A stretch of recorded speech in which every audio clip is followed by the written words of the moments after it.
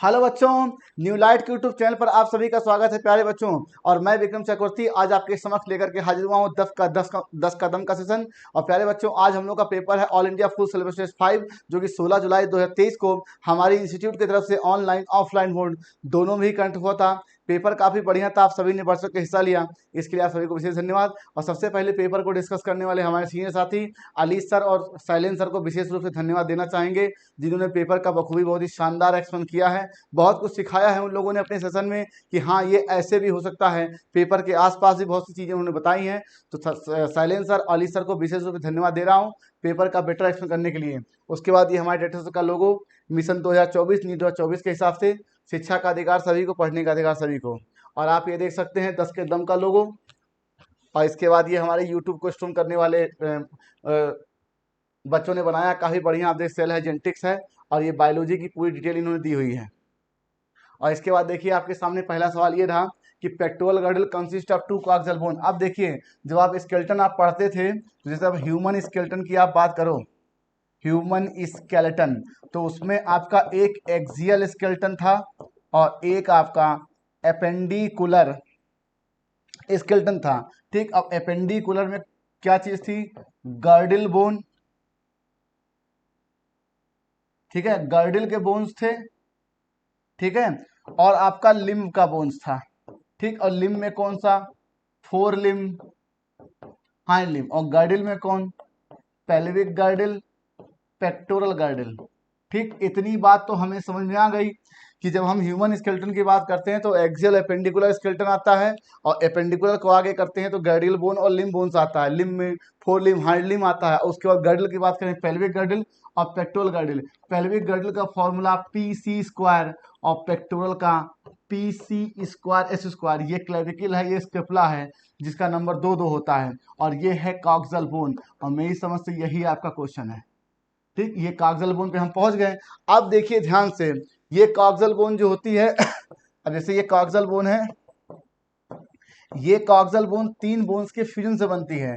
जिससे पहला आता है इलियम, इस्चियम और प्यूबिस। ठीक है, इन 3 बोन्स के फ्यूजन से ये एक बोन बनता है। इसका मतलब अगर हम ईच कॉक्सियल बोन की बात करें तो ये 3 बोन्स के फ्यूजन से बनती है। और दूसरा सेंटेंस यही लिखा है, इसका मतलब ये सेंटेंस तो सही हो गया कि each coxal bone is formed by fusion of 3 bones. और ऐसे 2 सेट होते हैं, इसीलिए हमने ये फॉर्मूला क्या लिखा है? P C square. अब एक बड़ी समस्या की सर, और लिखा कि pectoral girdle consist of 2 coxal bone, तो नहीं, तो फिर ये सेंटेंस तो गलत होगा, क्योंकि ये बात तो हम पेल्विक गर्डल में पढ़ रहे हैं। तो पहला गलत हो गया, दूसरा सही, that is answer will third. अब एक समस्या ये करता है सर कि ये कौन सा इलियम है? बड़ी समस्या, ये कौन सा इलियम है? ये आपके लार्ज इंटेस्टाइन का पार्ट है। ठीक है, इलियम कोलन रेक्टम आप पढ़ते हैं, लेकिन अब पहचाने कैसे? इसको आपको ऐसे पहचानना है बच्चों कि जब आप बोन पढ़ते हो, बोन बोन में ई है, आई नहीं है, तो आई एब्सेंट है, तो आई वाला जो है इलियम जो होता है, ये आई वाला जो आई वाला जो ये इलियम है, ये लेटर, ये आपका किसमें है? बोन में है। तो जस्ट अपोजिट, एक का याद रखिए, दूसरा अपने आप याद हो जाएगा। तो बोन में आई नहीं है, इसलिए आई वाला जो इलियम है वो बोन में। ये बहुत दिक्कत करता है कि कौन सा लेटर कहाँ पर है। तो पहला गलत है, दूसरा सही है, थर्ड ऑप्शन। कुछ नहीं, ये सवाल आप देख सकते हैं, इतने बच्चों कैसे गलत? क्यों? बच्चे पहचान नहीं पाए, ये स्क्रब स्टेज है। ठीक है, ये स्क्रब है, ये फॉरेस्ट नहीं है भाई। फॉरेस्ट तब बनता है जब ये नीचे के पेड़ थोड़े और बड़े हो जाते हैं। तो स्क्रब स्टेज है। और ये किसका डायग्राम है? जब हाइड्रॉक्स सेक्शन का हम डिफरेंट स्टेज पढ़ते हैं तो उसमें ये स्क्रब स्टेज के बाद फॉरेस्ट स्टेज आता है। तो ये स्क्रब स्टेज है, थर्ड ऑप्शन। इसको सिर्फ आपको पहचानना था।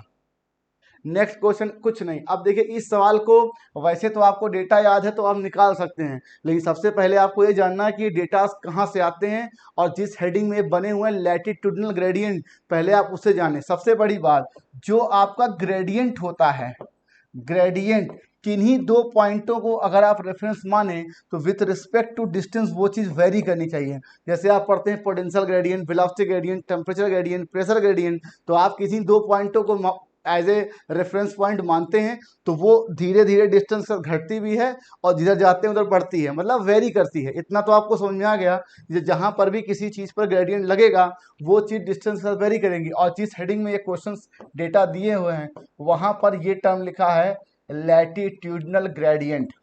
ठीक, अब हम लोग को ये सीखना है बच्चों कि ये लैटिट्यूडनल ग्रेडियंट है क्या।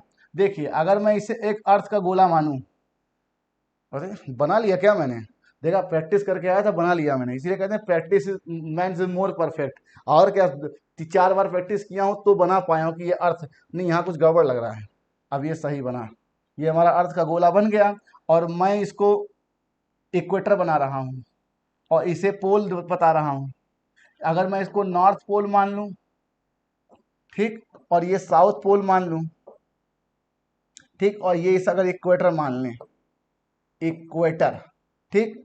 अब देखिए कुछ नहीं, कहते हैं अगर आप इक्वेटर से पोल की तरफ चलें तो इसे बोलते हैं चली गई दूरी ही आपका लैटिट्यूड है।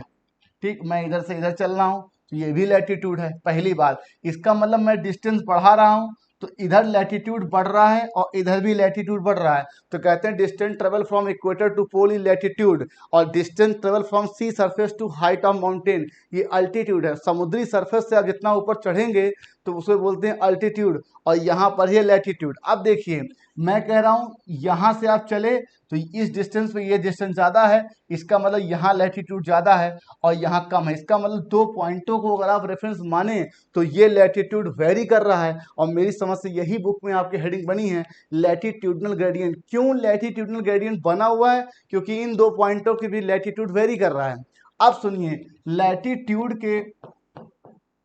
लैटिट्यूड के इनवर्सली प्रोपोर्शनल होता है बायोडाइवर्सिटी। तो इतनी बात हमें समझ में आ गई कि अगर हम इधर डिस्टेंस बढ़ाते जाएंगे या इधर डिस्टेंस बढ़ाते जाएंगे तो आपका लैटिट्यूड बढ़ेगा तो बायोडाइवर्सिटी घटेगी। अब ध्यान से देखिए, आपकी बुक में ग्रीनलैंड की डिग्री 71 लिखी हुई है और न्यूयॉर्क की डिग्री 41 लिखी हुई। डिग्री का मतलब कुछ नहीं, मतलब 71 कहीं यहाँ होगा तो 41 कहीं यहाँ होगा। इसका मतलब न्यूयॉर्क की लैटिट्यूड कम है तो उसकी डाइवर्सिटी ज्यादा, दैट इज 105 स्पीसीज। ये ग्रीनलैंड की नहीं है भाई, ठीक है, ये न्यूयॉर्क का स्पीसीज है और ये सारे के सारे बर्ड स्पीसीज के दिए हुए हैं। तो इस पूरे डेटा के माध्यम से ये बताना चाहते हैं कि जो कंट्री आपके इक्वेटर के ज्यादा पास है वहां डाइवर्सिटी ज्यादा है। तो न्यूयॉर्क की डिग्री 41 से मतलब वो इक्वेटर के ज्यादा पास है, उसका लैटिट्यूड कम है, इसलिए वहाँ 105 स्पीसीज है, और ग्रीनलैंड की डिग्री 71 से वहाँ 56 स्पीसीज है। ये है आपके इन डेटा का मतलब। बात को समझिए, कभी आप लोगों ने ये जानने की कोशिश नहीं की कि आखिर डिग्री से कैसे डेटा वेरी कर रहे हैं। जो कंट्री इक्वेटर के जितना पास होगी, जिसका लैटिट्यूड जितना कम होगा, वहाँ डाइवर्सिटी ज़्यादा होगी। इसीलिए आप देखिए हिमालय पर्वत पर और जितने भी आपके पोलर आइस हैं वहाँ पर जानवर बहुत कम होते हैं, मतलब ऑर्गेनिज्म बहुत ही कम होते हैं, जितना कि आपके ट्रॉपिकल्स में ज़्यादा हैं। ठीक है, तो ये है पूरी कहानी। तो 71 डिग्री है इसलिए यहाँ से 56 स्पीसीज है और इसलिए यहाँ 105 स्पीसीज है। तो बायोडाइवर्सिटी किसके, लैटिट्यूड के इनवर्सली प्रोपोर्शनल होती है। अब उल्टा चलते हैं, पोल से अगर इक्वेटर चलेंगे तो बायोडाइवर्सिटी बढ़ेगा, लैटिट्यूड घटेगा। ठीक है, तो अब इसको देख लेते हैं भाई, क्या इंडिया में ये डेटा बिल्कुल सही है? नहीं सर, अमेजोन में तो 1300 हमने पढ़ा हुआ है। ठीक, और मैं सुबह से याद करके आया हूँ, कहीं मैं भूल ना जाऊँ। ठीक है, और कोलंबिया में तो हाँ 1400 था भाई, याद करना बड़ा कठिन है। और ग्रीनलैंड में तो ये ठीक है, ये ग्रीनलैंड में 156 नहीं, यहाँ पर 56 है। तो देखो 1 2 3, ये 3 गलत है, आपसे इनकरेक्ट पूछा गया, 1 2 3, that is answer will B second. अब सबसे बड़ी चीज क्वेश्चन में सबसे पहले इनकरेक्ट को देखिए, फिर उसके बाद रेफरेंस को देखिए। क्वेश्चन का डेटा पूरा बायोडाइवर्सिटी पे चल रहा है क्योंकि ये बायोडाइवर्सिटी के ही डेटा हैं, जहाँ स्पीसीज ज़्यादा है वहाँ बायोडाइवर्सिटी कम है। ठीक है, तो ये मैंने आपको पोल और इक्वेटर के रेफरेंस समझाया कि क्या है लैटिट्यूड ग्रेडियंट का मतलब। तो आंसर विल बी सेकेंड। अब इस पर 2 प्रकार के क्वेश्चन बनते हैं, आप आज सीख लीजिए कैसे। देखिए, एक क्वेश्चन आता है हाउ मेनी टाइम्स, मतलब कितनी बार, how many times cell divide. अब सेल डिवाइड करेगी तो भाई माइटोसिस से ही करेगी, तो आपको पता है ग्रोथ तो माइटोसिस से ही, cell divide to form number of cells. अब ये नंबर ऑफ सेल्स आपके क्वेश्चंस में दिए जाएंगे 1000 2000। और एक होता हाउ मेनी सेल डिवाइड या how many mitotic division required. ठीक है, माइटोटिक डिवीजन रिक्वायर्ड। ठीक, ये 2 प्रकार के क्वेश्चन बनते, कितनी बार कोई कोशिका डिवाइड करे तो to achieve number of cells, और कितनी बार डिवीजन हो, कितनी बार आपका सेल डिवाइड करे और कितना डिवीजन हो, तो अलग अलग बातें। लैंग्वेज को समझिए, हाउ मेनी टाइम्स और हाउ मेनी। ठीक है, जब हाउ मेनी टाइम्स की बात करेंगे तो हम 2 की पावर n से चलेंगे, और जब हाउ मेनी की बात करेंगे तो टोटल सेल माइनस का 1। ठीक है, अब मेरी समझ से क्वेश्चन हाउ मेनी का ही है, तो कहेंगे भाई 100 सेल बनाने के लिए कितना माइटोटिक डिवीजन रिक्वायर, 99, 95 से 94, अगर 300 बनाना हो 299, 500, 499। अब क्वेश्चन में क्या पूछा गया कि अगर 354 सेल बनाने हैं तो कितना माइटोटिक डिवीजन चाहिए, एक घटा के 353। ठीक, अब देखिए इसको सीखते हैं कि भाई क्या है। अब आपसे कहा जाए कि 256 सेल बनाने हैं तो एक को कितनी बार माइटोटिक डिवीजन हो, तो उसको 2 दूनी 4 दूनी 8 दूनी जब करेंगे तो 2 की पावर 8 आएगा, और मैं अपनी फास्ट कैलकुलेशन से इसको निकाल लूंगा तो 56। ठीक, तो यहाँ पे तो ये हो गया। अब सर 257 हो तो क्या करें, ये बड़ी समस्या है। तो आपको एक बार कोशिका को और डिवाइड करना होगा, तो ये 512 सेल बनेंगे। आप कहोगे सर 257 है तो 512 क्यों बना रहे हैं, क्योंकि सेल डिवीजन हमारे हाथ में नहीं है। हमारा नंबर सेल जितना हमें चाहिए उतना बन जाए, उससे ज़्यादा हो तो कोई बात नहीं, लेकिन उससे कम नहीं होना चाहिए, या तो उसके बराबर हो तो ठीक है। 256 के लिए 8 बार डिवाइड किया, मिल गया, लेकिन अगर हमें 257 बनाने हैं तो सेल को 9 बार डिवाइड करना होगा। तो मैंने क्या बताया, जितना सेल चाहिए अगर उतना डिवीजन में काम बन जाए ठीक है, या 100 सेल ज़्यादा ही बन जाए तो भी कोई बात नहीं। बात समझ रहे हैं आप लोग। तो आगे आपको पेपर मिलेगा कि बताइए 300 सेल बनाने के लिए कितने टाइम सेल डिवाइड करेगा, तो भी 9 बार, 400 बनाने हो तो भी 9 बार, 512 बनाने हो तो भी 9 बार, 450 तो भी 9 बार डिवाइड करेगी सेल। बात को समझिए। तो इस पे 2 फॉर्मेट के क्वेश्चन बनते हैं, how many times cell divide to produce number of cell, और how many mitotic division required to produce, तो उसमें -1 करेंगे। 400 का 399, 301 का 353, आंसर विल बी सेकेंड। ठीक है, अब देखिए कुछ नहीं, हमारे डायरेक्टर से जब हम लोग को पढ़ाते थे तो कहते थे कि आपका PTMA दैट इज पीटोमा का ये ऑर्डर होता है, ये आपका ड्यूरेशन है, ये टाइम ड्यूरेशन का ऑर्डर है। क्या है भाई, ये टाइम ड्यूरेशन का ऑर्डर है डिफरेंट स्टेजेस ऑफ माइटोसिस के। तो PTMA that is answer will B first. अब देखिए कुछ नहीं, अब इसको समझते कैसे, देखिए आपको पता है मॉर्फोलॉजी वाले चैप्टर में या सेक्सुअल रिप्रोडक्टिव फ्लावरिंग प्लांट में एक फ्लैशी और ड्राई 2 प्रकार के फ्रूट दिए हैं। तो सर आप कैसे कह सकते हो कौन से फ्रूट ड्राई है कौन सा फ्रूट फ्लैशी है, कुछ नहीं, आपको पता है फ्रूट वाल को आप पेरिकार्प का नाम देते हो। क्या नाम देते हो, पेरिकार्प। और जब पेरिकार्प क्लियरली ईपीकार्प, मीजोकार्प और एंडोकार्प में क्लियरली डिफ्रेंशिएट हो, ठीक है, तो उसे बोलते हैं फ्लैशी फ्रूट। और क्लियर डिफ्रेंशिएट ना हो तो ड्राई फ्रूट, जिसका एग्जांपल आपकी बुक में ग्राउंड नट और मस्टर्ड दिया हुआ है। और फ्लैशी का ऑरेंज है, मैंगो है, गुआवा है। ठीक है, तो कुछ नहीं, mango and guava type of fleshy fruit, ये सही है। और क्यों फ्लैशी फ्रूट है, क्योंकि इनमें पेरिकार्प क्लियर डिफ्रेंशिएट होता है एपीकार्प, मीजोकार्प, एंडोकार्प में। तो सही है रीजन और करेक्ट एक्सप्लेनेशन दे रहा है। ठीक, ये क्वेश्चन कुछ नहीं है, सबसे बड़ी चीज यहाँ पर कुछ केमिकल दिए हैं और उनके कुछ फंक्शन या कुछ ऑर्गेनिज्म। सिट्रिक एसिड आपको पता है वो फंगस दैट इज एस्परजिलस। ठीक है, एस्परजिलस नाइगर, ये तो बिल्कुल सही है। ईस्ट आपको पता है कि एल्कोहलिक फर्मेंटेशन में इस्तेमाल होता था। अब एल्कोहलिक फर्मेंटेशन में इस्तेमाल होता था तो एल्कोहल तो बनाएगा ही, निसंदेह, इसमें कोई शक नहीं, ये भी सही हो गया। लेकिन साइक्लोस्पोरिन ए ये ट्राइकोडर्मा से निकाला जाता था, ट्राइकोडर्मा। और ट्राइकोडर्मा क्या है, एक प्रकार का फंगस है, पहली बात। और इसका फंक्शन क्या था, ये था इम्यूनो सप्रेसिव एजेंट। तो यहां से 2 बातें पता चली कि ना तो ये वायरस से निकलता है ना वायरस पे इफेक्ट करता है। भाई वायरस का कोई इम्यून सिस्टम थोड़े है, बात को समझिए। तो ना तो वायरस से निकलता है, एक्सट्रैक्ट होता है, और ना वायरस पे इफेक्ट करता है, इसलिए इससे इसकी कोई मैचिंग नहीं है। मैं कह रहा हूँ कोई केमिकल है, जैसे मान लीजिए आपका सिट्रिक एसिड है, कुछ भी है, कोई केमिकल है, वो केमिकल किसी दूसरे ऑर्गेनिज्म पे काम करता है तो मैच करा सकते थे, किसी से निकल रहा है तो भी मैच करा सकते थे। लेकिन यहाँ पर ना तो ये वायरस पे कोई इफेक्ट डालेगा या उस पर प्रभाव है, और ना ही ये निकलता है, इसलिए ये मैचिंग नहीं हो सकती। अब स्टैटिन तो आपको पता है ये ब्लड कोलेस्ट्रॉल लोअरिंग एजेंट है स्टैटिन, और ये निकला किससे था, मोनस्कस परपुरियस, मोनस्कस परपुरियस जो कि ईस्ट है, एक फंगस है। अब देखिए बैक्टीरिया में ब्लड का कोई चक्कर है नहीं, तो ना तो ये ब्लड कोलेस्ट्रॉल लोअरिंग एजेंट से इससे मैच करेगा, और ना स्टैट निकलता, तो ये भी गलत है। आपसे करेक्ट पूछा गया A B, answer will be third. समझ गए आप लोग। तो मैचिंग में डायरेक्ट और इनडायरेक्ट दोनों तरीके से मैच हो सकता है। अगर ये इफेक्ट डालता तो हम मैच करा सकते थे, लेकिन ऐसा यहाँ पर कुछ दिख नहीं रहा, इसलिए इसका आंसर थर्ड है भाई। ये आपके फोटोसिंथेसिस के एक्सपेरिमेंट हुए थे, अलग अलग साइंटिस्टों ने कुछ काम किए थे, उसके बिहा पर ये सवाल का बनाया है मैंने। फोटोसिंथेसिस आपको पता है फिजिको केमिकल प्रोसेस, क्यों? क्योंकि फिजिकल में आपका फोटोन रेडिएशन इस्तेमाल होती है और केमिकल CO2 H2O मिल के शुगर का फॉर्मेशन करते हैं, इसलिए बिल्कुल सही है। वैसे भी ये बुक की लाइन थी, आपको याद होनी चाहिए थी। और जोसेफ प्रिस्ले वो साइंटिस्ट थे जिन्होंने एक्सपेरिमेंट करके ऑक्सीजन की डिस्कवरी की थी, इसलिए गलत है। कॉर्नेलियस वॉन नील ने ये काम नहीं किया था। माउस एंड टोबैको नहीं था भाई, यहाँ पर मिंट प्लांट था, जिसे आप बेलजार एक्सपेरिमेंट के नाम से जानते हो, और इसे करने वाले साइंटिस्ट का नाम जोसेफ प्रिस्ले था, इसलिए गलत हो गया। Purple and green sulphur bacteria, ये वो बैक्टीरिया थे जो फोटोसिंथेसिस करते हैं, पहली बात। लेकिन ये H2O ना उपयोग करके H2S का उपयोग करते हैं, जिससे आपकी सल्फर गैस निकलती है, और इनके फोटोसिंथेसिस को हम लोग एनऑक्सीगेनिक बोलते हैं। इसका मतलब फोटोसिंथेसिस का मतलब ये बिल्कुल कतई नहीं है कि ऑक्सीजन का इवोल्यूशन हो, बात को समझिए। और ये भी एक ऑटोट्रॉफिक ऑर्गेनिज्म है भाई, बात को समझिए। तो H2O नहीं होगा, यहाँ पर ये H2S है, तो इसलिए ये मैचिंग भी गलत है।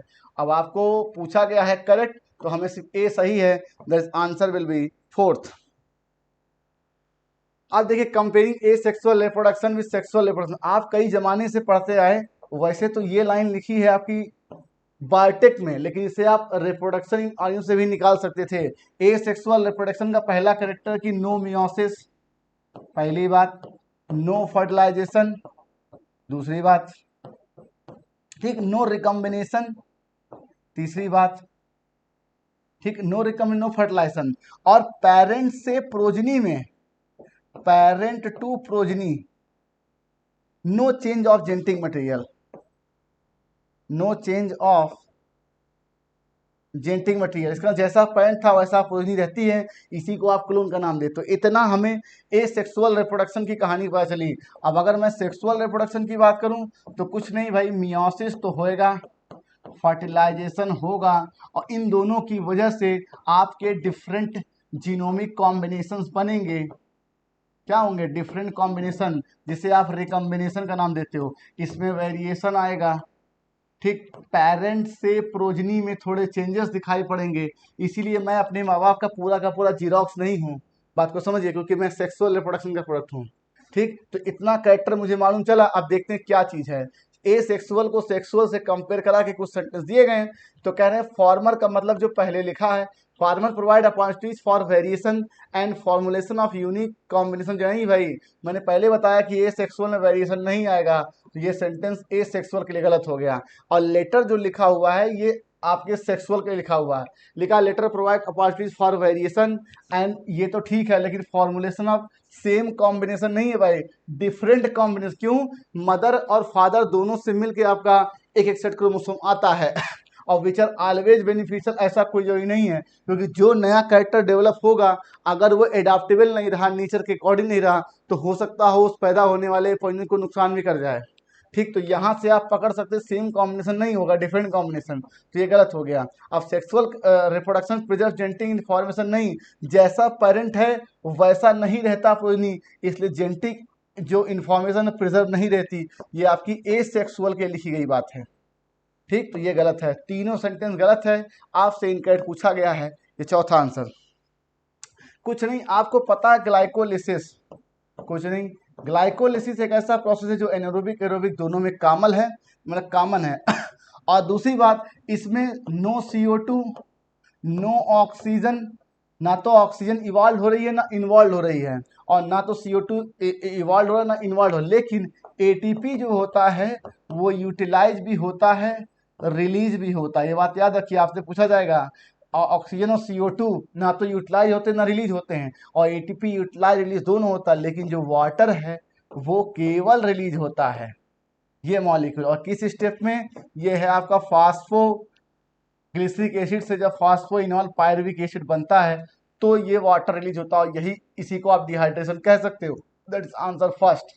अब ये 8 का क्या चक्कर है, जैसे आप एसिटिक एसिड को एसीटेट लिखते हो, उसी प्रकार से फास्फो ग्लिसरिक एसिड को फॉस्फोग्लिसरेट लिख सकते हो, फॉस्फोइनॉल पायरुविक एसिड को फॉस्फोइनॉल पायरुवेट लिख सकते हो। That is answer will B first. ठीक तो बच्चों यहीं से सेशन खत्म हुआ।